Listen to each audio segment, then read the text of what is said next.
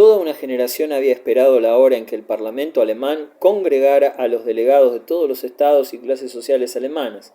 Aquellos ciudadanos se sentían orgullosos y seguros de su victoria, convencidos de que la reacción había sido completamente vencida en Prusia, Austria y los demás estados de Alemania.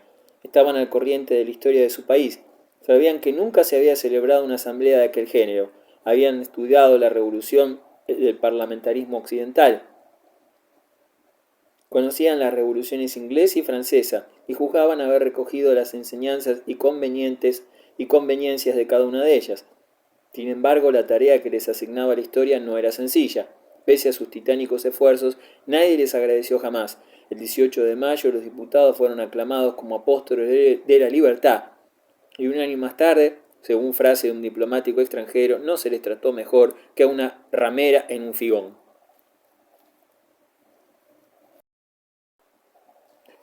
Labor política del Parlamento. Con todo, al disolverse la Asamblea, los resultados eran tangibles.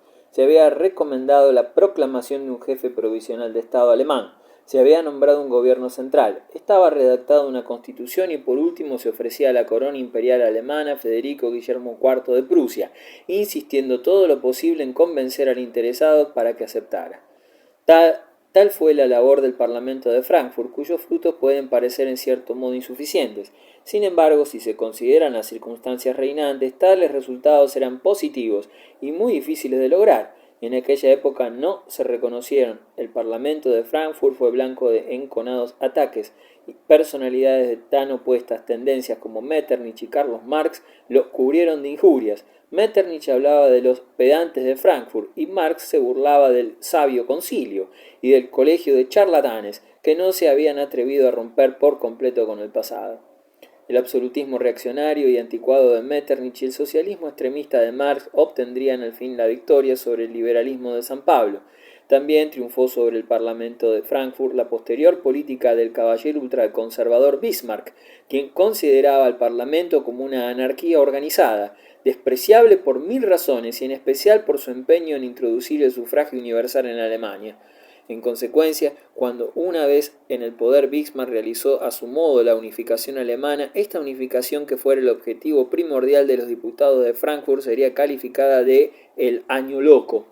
De no ser tan conocida la total incapacidad de la mayoría de los políticos y gobernantes para prever el futuro, tales sarcasmos serían difíciles de comprender en la actualidad. Cierto es que los parlamentarios no podían tener mucha experiencia y es posible que carecieran de sentido práctico y de realismo, y que su fe en las majestuosas construcciones teóricas pueda parecernos patética, pero nada hubo de ridículo en el trabajo difícil y meticuloso que asumiera el Parlamento, ni en sus realizaciones, como tampoco nada grotesco había en la personalidad de los propios parlamentarios, hombres de categoría todos ellos, historiadores de prestigio como Dahlmann, Droysen, White, de Gargen, presidente y primera figura de la Asamblea, acaso el mejor orador y el político más fino de todos los diputados, y Roberto Blum, uno de los pocos parlamentarios de origen popular, el cual ofrendó su vida en defensa de su ideal. La tragedia fue, en todo caso, el resultado del Congreso de Frankfurt. La Asamblea Nacional fue dominada por entero por la clase media ilustrada.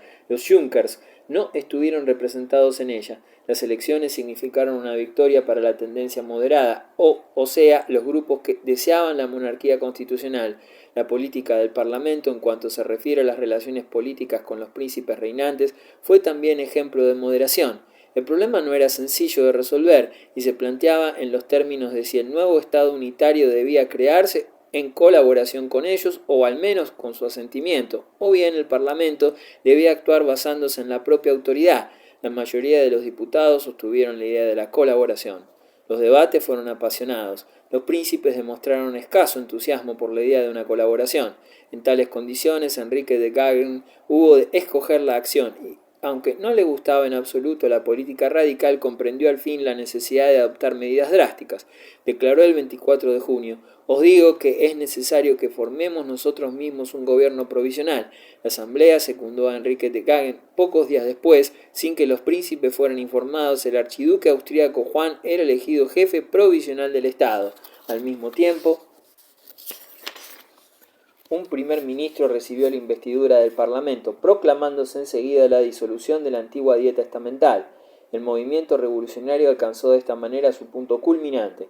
En este día, declaró Gangem, se inicia una nueva época de nuestra historia. En lo sucesivo, los debates del Parlamento ofrecieron un marcado tinte de nacionalismo exaltado. La representación popular se proponía reformar Alemania y crear un imperio libre y poderoso, con representación diplomática común en el extranjero y con un ejército y una marina también comunes. En las conversaciones de los diputados se repetía de continuo una consigna: nada es imposible para 40 millones de alemanes. El problema de Schleswig y Holstein. La intensa marejada nacionalista que agitó a Alemania debióse en gran parte a la cuestión de Schleswig-Holstein, problema que quitó mucho prestigio moral al Parlamento de Frankfurt.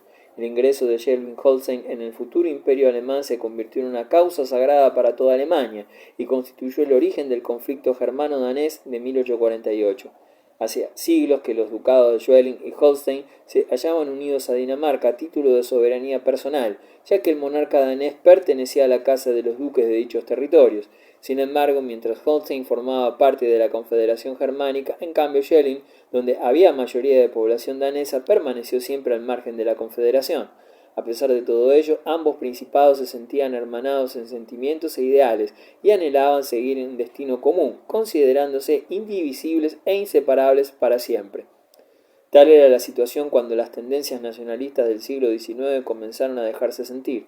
En los círculos políticos daneses se reivindicaba la unión completa de Schleswig con Dinamarca. En cambio, los alemanes querían que ingresara en la Confederación Germánica juntamente con Holstein.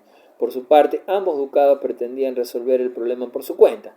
Desde 1660 la corona danesa era transmisible por línea femenina y Schleswig había adoptado la misma fórmula de sucesión en el año 1751, mientras que Holstein jamás había reconocido la sucesión por dicha línea. En enero de 1848 Federico VII ocupó el trono de Dinamarca y de los ducados, como al parecer el rey ya no podía obtener herederos varones, en Holstein alegaron que su sucesor legítimo era el duque Cristian Augusto de Augustenburg. No contento con su derecho sobre Holstein, reivindicaba además Schleswig, apoyado por los nacionalistas alemanes. Los daneses no olvidaban el peligro que representaban para ellos las leyes de sucesión aplicadas a los ducados. Desde 1846 se proclamó que la sucesión femenina sería vigente lo mismo en Holstein que en Schleswig. Además, en marzo de 1848 Federico VII promulgó una nueva constitución para Dinamarca y Schleswig, ley que dejaba en todo caso a Holstein libre para actuar en pro de la unidad alemana y en el seno de la Confederación Germánica. Ello significó la señal de una lucha abierta. Alemania entera se consagró apasionadamente a defender la causa de Schleswig y Holstein, entonando por doquier la canción patriótica Schleswig-Holstein Vermuthlungen. Ambos ducados se rebelaron contra el soberano danés, establecieron un gobierno provisional en Kiel y movilizaron tropas para luchar contra Dinamarca. A principios de abril se batieron contra el ejército danés y perdieron la batalla, aunque con anterioridad el duque de Augustenburg había dirigido al rey de Prusia un vibrante mensaje pidiéndole ayuda. Federico Guillermo se halló sumido en un mar de confusiones. Se trataba de ayudar a unos súbditos rebelados contra su soberano legítimo. En cambio, su ministro de guerra consideró aquella súplica como un verdadero don divino, por brindar ocasión de rehabilitar a la monarquía prusiana de las humillaciones sufridas en marzo. La Dieta Federal reconoció al gobierno provisional de Kiel y solicitó de Federico Guillermo que ayudara a los rebeldes de los ducados. Entonces, el monarca adoptó una decisión. Al frente de las tropas alemanas, prusianas en su mayoría, que penetraron en Schleswig-Holstein en abril y que luego invadieron la península de Jutlandia, se encontraba el general prusiano Wrangel. La contraofensiva en Schleswig-Holstein. En el extranjero se juzgaban con hostilidad las belicosas actividades del nacionalismo alemán. La monarquía sueco-noruega protestó con toda energía, pero el resultado práctico de su protesta fue insignificante. En Inglaterra, Palmerston se limitaba a meditar acerca de los acontecimientos. El más enérgico en sus reacciones fue el zar Nicolás I, ya que la idea de que Prusia ocupara Kiel y por tanto se convirtiese en una potencia del Báltico no le satisfacía en absoluto. Una nota diplomática rusa seca y tajante exigió la evacuación de Dinamarca por los alemanes. El ultimátum ruso dio resultado. En agosto de 1848 se firmó un armisticio en Malmö que puso fin a las hostilidades. Esto no significó el término de los reveses nacionalistas. Durante la primavera de 1849 Dinamarca empuñó de nuevo las armas con el pretexto de que los alemanes no habían respetado el armisticio y las tropas alemanas penetraron de nuevo en territorio danés, pero las operaciones militares quedaron suspendidas en julio del mismo año.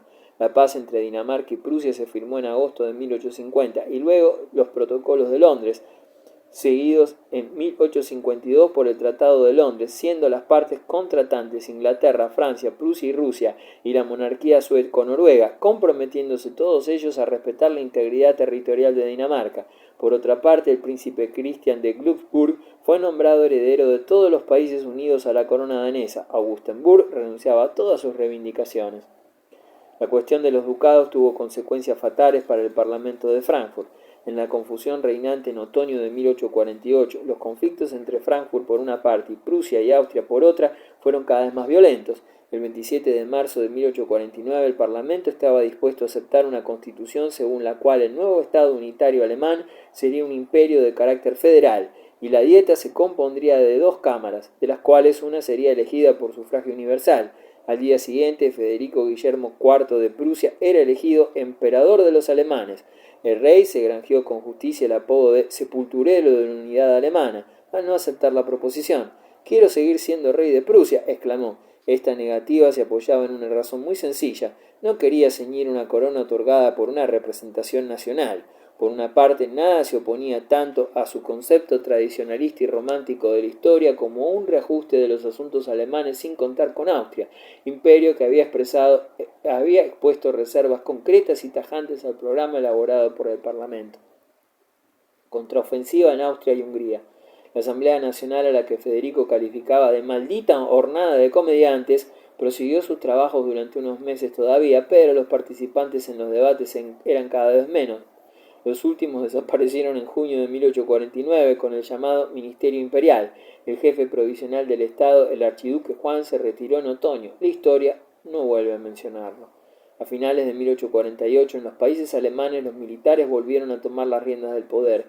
En Austria estalló en octubre otra sangrienta rebelión, de tendencia claramente radical, dirigida por estudiantes y obreros. Wingratz reaccionó en el acto y Viena capituló. Luego de un sitio en toda regla, el 31 de octubre, la venganza de los vencedores y la represión judicial fueron horribles. Félix de Scharrenberg se puso al frente del gobierno austríaco.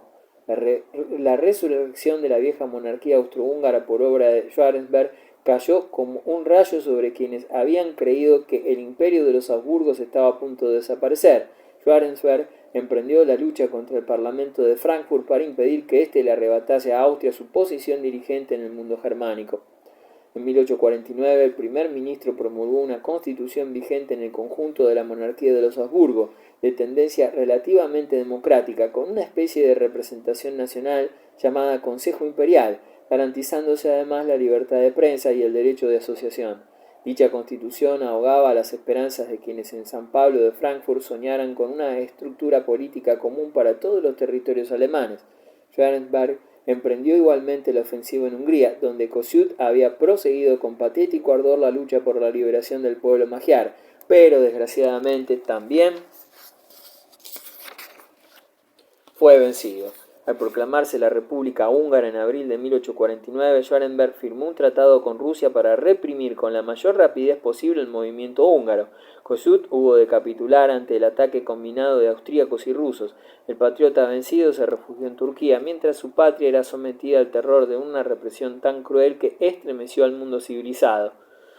Entretanto, el trono austríaco había cambiado de titular. Abdicado Fernando en diciembre de 1848, lo había sucedido Francisco José, de 18 años de edad, hijo de la archiduquesa Sofía.